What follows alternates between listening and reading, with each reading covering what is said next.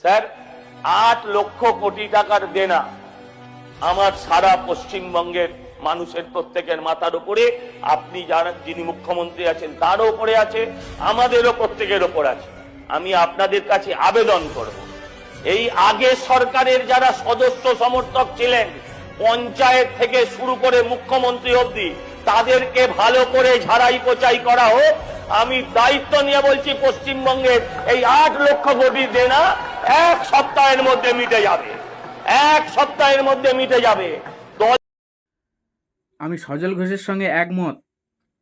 পশ্চিমবাংলায় তৃণমূলের যে সমস্ত বুথ লেভেল কর্মচারীরা আছে না, তাদের যদি ঝাড়াই বাছাই করা হয়, তাহলে 1 সপ্তাহের মধ্যে আমাদের পশ্চিমবাংলার যে ঋণ রয়েছে সেই ঋণ পরিশোধ হয়ে যাবে।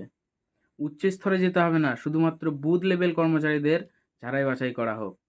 উচ্চ স্তরে গেলে তো পশ্চিমবাংলায় কত যে উন্নতি হবে তা বলে বোঝানো যাবে না।